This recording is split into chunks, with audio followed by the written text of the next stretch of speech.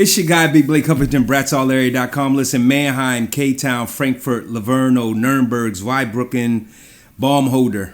Respect for representing and responding to the call to show up. I know this event is expensive, but honestly, we could talk about what it costs you a little bit later.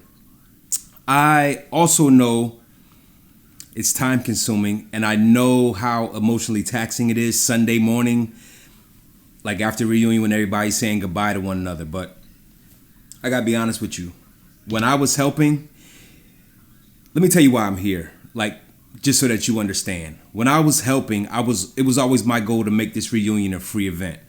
I would like to see Corey get this thing to a point where all he has to say is, Brats, we're having a reunion. This is the date. This is the location.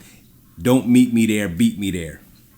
So before I got involved, I watched one reunion. I helped with two. And then a couple years later, I was in Vegas deciding how far away from this event I wanted to be. So believe it or not, this year I provided zero input. I made zero decisions. I gave zero fucks about the all-area reunion.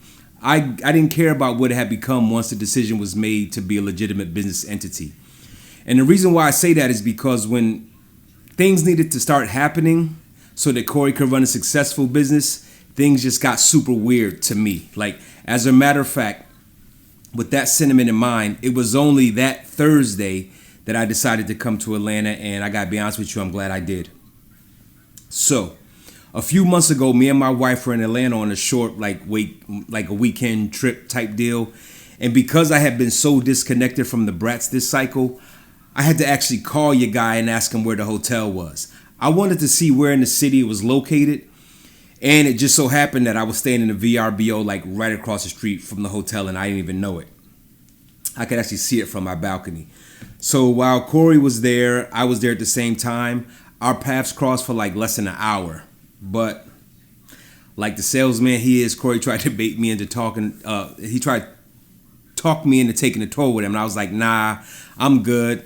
I told the bro, you can have this headache all by yourself, right?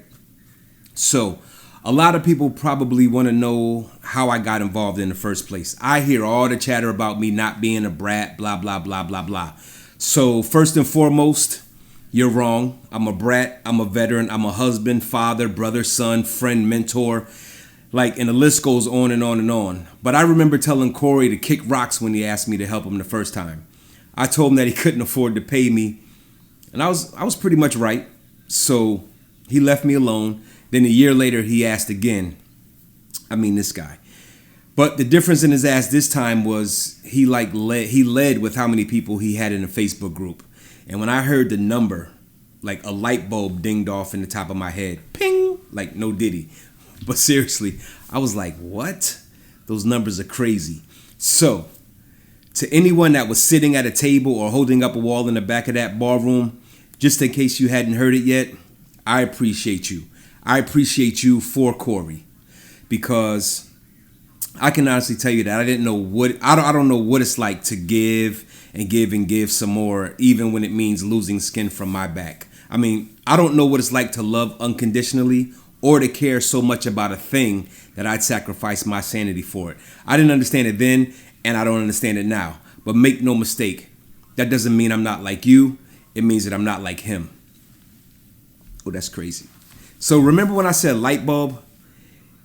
It was because when I heard the number of people in the group, I was thinking about all the stuff I could do to make this event super successful. Website, merch, contest, blah, blah, blah.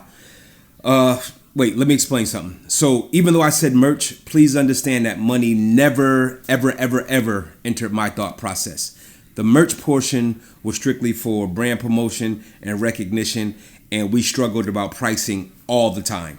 So what I wanted to do was I genuinely wanted access and the opportunity to implement processes and workflows that I could take from the Brats and bang big businesses over the head with it for a fee, of course, right? Because I could show them a live portfolio of successful implementation. So the first reunion for me was San Antonio, and behind the scenes, it was sort of like a shit show. And I know I came in hot. So I came in hot because hot is my default setting, right? It's who I am. It's what I do. It's how I determine who's going to be a good teammate. It's how I determine how that teammate is going to respond in times of pressure and maybe even crisis. It's sort of like a pop-up stress test. I rub a ton of people the wrong way, and I know it. All I can say in defense of me is to know me, it really is to love me, and it's just not cliche. Ask anybody who's met me face to face, right?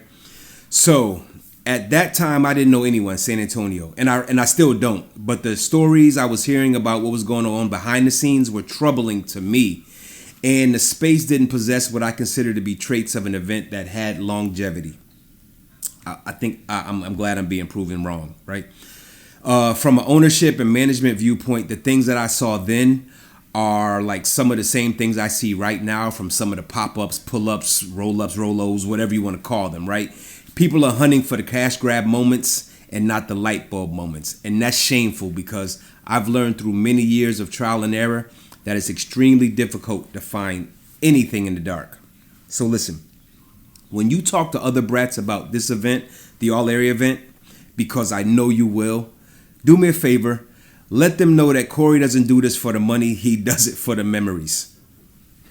Holy shit. Yo, how cliche does that sound? But listen, let them know, like many of these Rolo events, this event operates in the red almost exclusively. And when he's forced to charge us for attending, it's never to line his pockets. It's to line your spirit with great memories. Yeah, it's to have you leave an event with great memories, feelings, and experiences. And so I have one last question. Like at the end of the day, how much are those things worth to you?